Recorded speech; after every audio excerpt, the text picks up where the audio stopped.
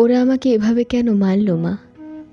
মা, আমি তো যেমন ডিউটিতে যাই সেই রকমই গিয়েছিলাম, কিন্তু আমি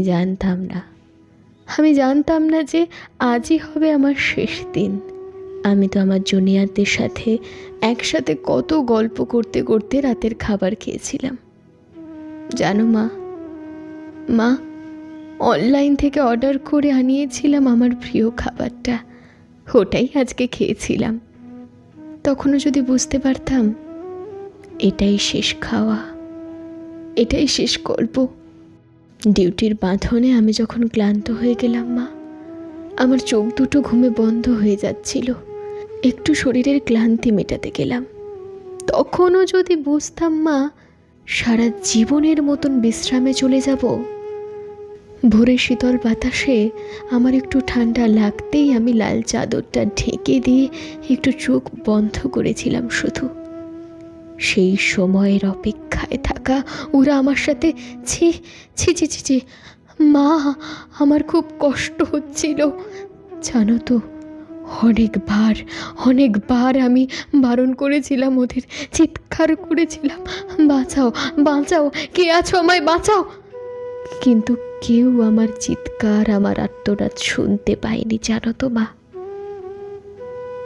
আর ওরা আরো পশু থেকে বিচ্ছিরি ব্যবহার করতে লাগলো, খেলতে লাগলো আমাকে নিয়ে ওরা। আমি ওদের হাতে পায়ে পড়েছিলাম জানো তো মা। আমি এটাও বলেছিলাম যে আমাকে ছেড়ে দাও, দয়া করে আমাকে ছেড়ে দাও, আমি কাউকে কিচ্ছু বলবো না, আমি কাউকে কিচ্ছু বলবো না, আমাকে যেতে দাও। কিন্তু ওরা আর আমায় তোমার কাছে একবার যাওয়ার সুযোগ দিল না তোমার কোলে শেষবারের মতন মাথা রাখতে, দিল না শেষবার তোমার হাসি মুখটা দেখার সুযোগ, দিল না বাবার স্বপ্নে তার রাজকন্যার বড় ডাক্তার হওয়ার কাহিনীকে সত্যি করতে। আমার গলা টিপে ধরে, নিজেদের সর্বশক্তি দিয়ে আমার গলা চেপে ধরে। জানো মা, আমি অনেক চেষ্টা করেছিলাম বাঁচার।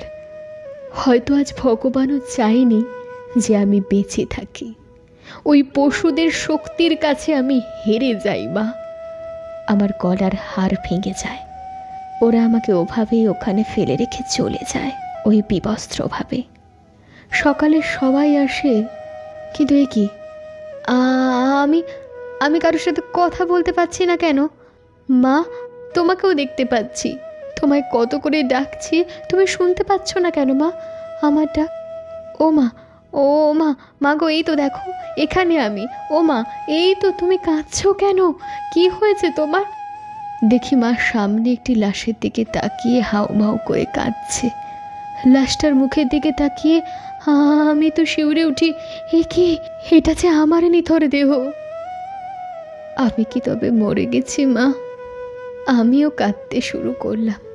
সবাই আমার এই মৃত্যুতে শোকাহত, সারা দুনিয়া আমার এই মৃত্যুর ঘটনা আপাতত জেনে গেছে, সবাই বিদ্রোহ করছে, কিন্তু আমি আমার নিথর দেহর দিকে তাকিয়েই রইলাম।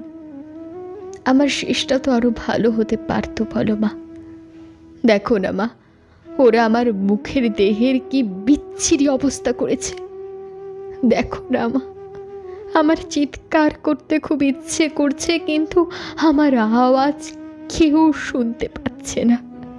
আমি এতগুলো লোকের সামনে চিৎকার করছি, কিন্তু একটা কেউ আমার চিৎকার শুনতে পাচ্ছে না, কেউ না।